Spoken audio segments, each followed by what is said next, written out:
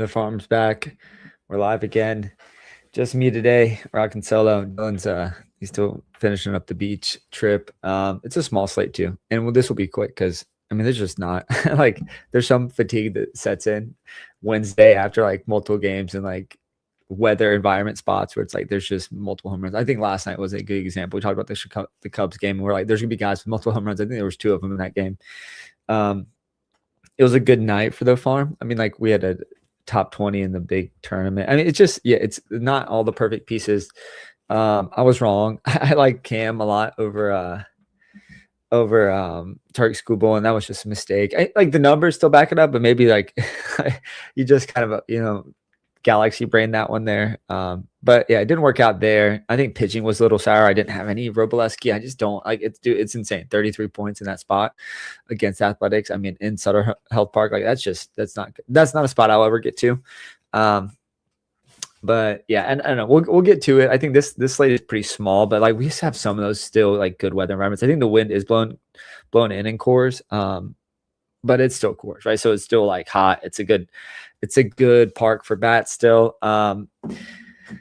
Yeah, I don't know. I think there's like games you just cross off. 7-gamer, like there's gonna be consolidated ownership of spots, but they're not like, to me, the good offensive spots are so good. Like you're gonna want to target one of those and hope you get again the pieces there. But there's some that like this first game, I think to me is like, yeah, like technically pretty good offensive spot, but like they're just not the top tier in the slate. And that's St. Louis at Atlanta. You got McGreevy for St. Louis and Ronaldo Lopez. He's back for Atlanta. I don't know how deep he'll go. What did he do in his last start? 57 pitches. He's not going to be in there for very long. Yeah, this is just a spot. It's like neither pitcher interests me. I don't think McGreevy's good. I don't want to play the Braves. I just feel like the outcome here is not 10 plus runs. And if that is not the potential on the slate, I just can't get there. What I'll do is also share this StatCast. You can see some of the numbers. This is kind of what we use to evaluate the data. And there's like again, the Braves is the A side to me. I do like there's some merit to like getting to them from an offensive perspective, but like it's just a little thin. Again, we just have so many good weather spots. Like let's not overthink that here and just kind of avoid this game. 7-gamer, I don't think there's any way this is optimal. Maybe a bat here, there. If like there's a cheap, hey, I want to throw Michael Harris. I want to throw Olsen. I don't have a first baseman in my stack. I want to throw Olsen over like a Ty France. Like obviously different cost, but I think that's kind of where you can make a pivot, like a 4-3-1. But let's not dive into this one too much because I just don't think it's that relevant.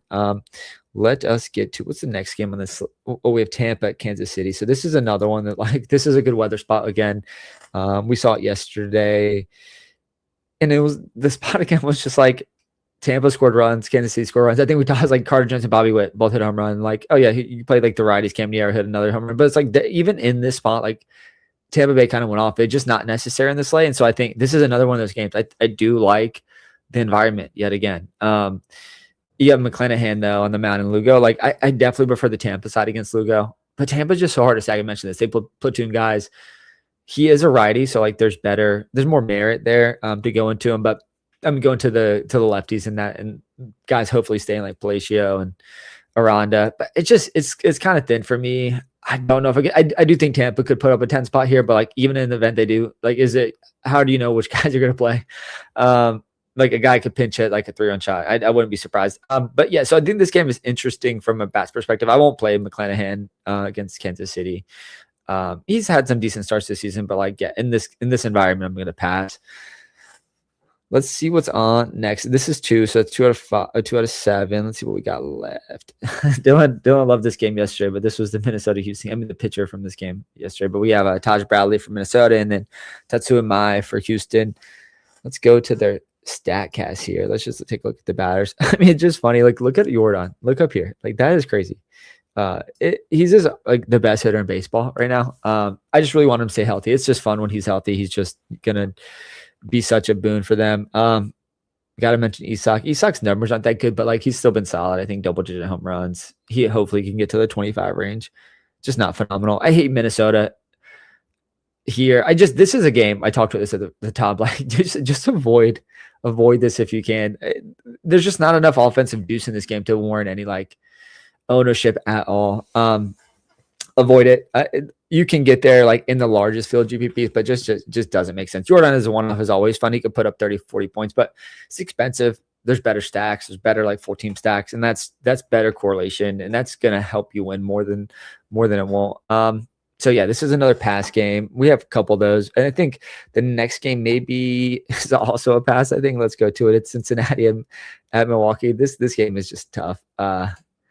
This is like another one. Like, okay, neither pitcher I love. I don't love Andrew Abbott. I don't love Drohan. But like again, this is not an environment like where there's going to be enough offensive pieces that even if they succeed, they don't succeed in a meaningful way, right? I've said that a couple times, but like that is like a good point. Like they could be successful, and like, but 5 runs is not going to be enough on this slate. Like with the environments that we have, we talked to the Kansas City environment, like that you could stack both teams, even though McClanahan is on the mound for Tampa.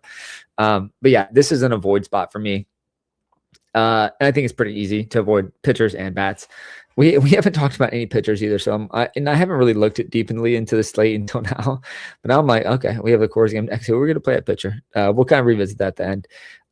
So I mentioned the Coors game at the top. The wind is blowing out today, and the wind's blowing in. Sorry, I misspoke there. So the wind's blowing in. But with that said, it's like this is still a great game environment. Like the over under has taken a hit because of the wind factor, but like this is still the spot to me. Just like, yeah, you go right back to it. I mean, I think maybe a sneaky play is like the Colorado side. Let's use, so like the reason I say that is because I think just the away team is generally higher because Colorado is just a bad team, and you have Meyer pitching for Miami too. So like they'll definitely do. Colorado will be single digit owned in this slate. And then you have Kyle Freeland coming back for Colorado. And he's a decent, like he's a vet that knows how to pitch in core. So yeah, I think a sneaky contrarian to do here is just stack Colorado. I think they'll be low owned. I think they could get to Meyer, who's been pretty phenomenal this season. I think there's the lack of pitching options means Meyer could be owned. It's like such good leverage. I mean, live, I just talked myself into this Colorado stack. It's just me, so it doesn't matter. But yeah, I definitely talked myself into Colorado here. Man, I think I'm going to play him. I have to think deeply about that. I think there's merit there, right? It's like they'll have a high team total and they'll just be unowned. I think that's valuable in itself. We're flying through these again. We just don't need to like dive too deeply. I like to go through this process. This is more for me than for the half a person who would ever see this.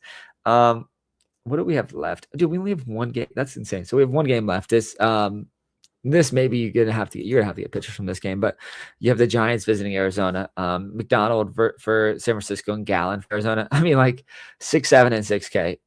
And like those guys, like I don't like either of them. They're both Gallen especially is so scary. Like, how do you play him in DFS? But like in this, dude, okay. I'm like, I gotta revert. I can't play Gallen here, can you? You can't play Gallen. You can't touch Gallen.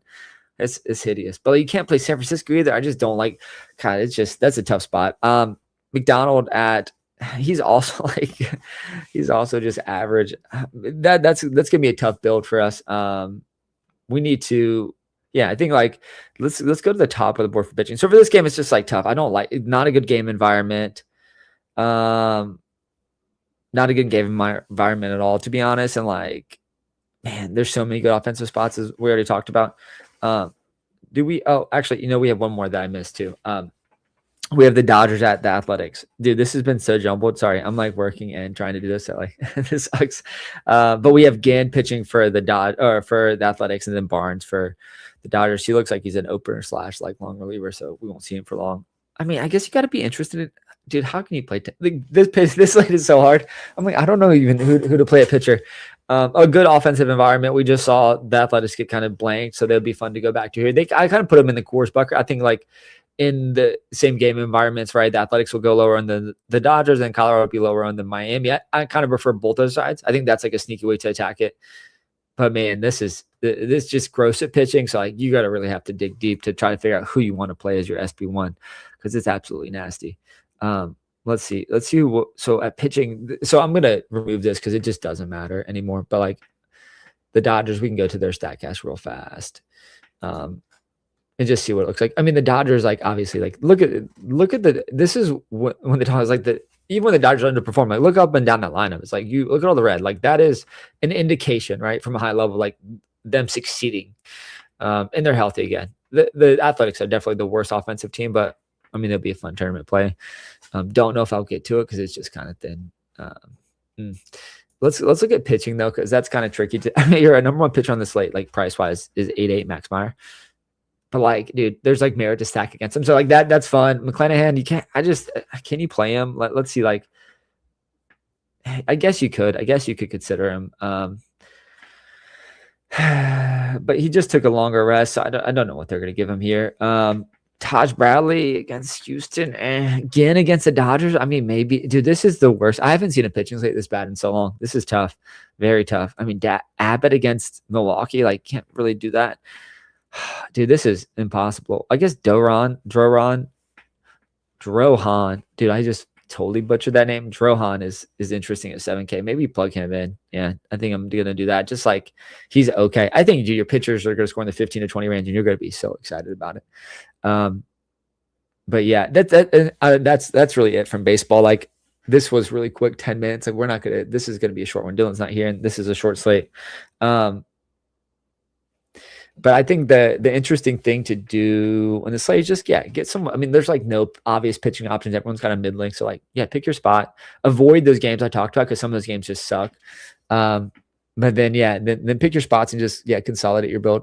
And you gotta be in the streets to get lucky. And I think this is one of those slates, kind of like, if you have it lean into it. I don't know if you guys watched the World Cup. Harry Kane scored, which was awesome. I know he's going to win. France looks unbeatable, but we'll see. I know Dylan's out of the big pick him. He took Germany. That was a tough L.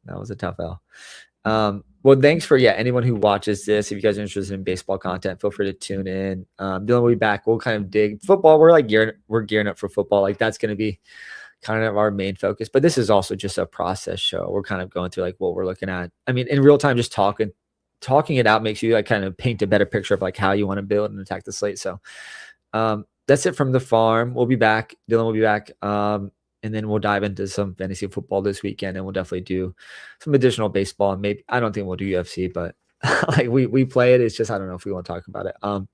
That's it. Thanks, folks, for listening in. If you guys have any questions or comments, drop them in the chat. Peace.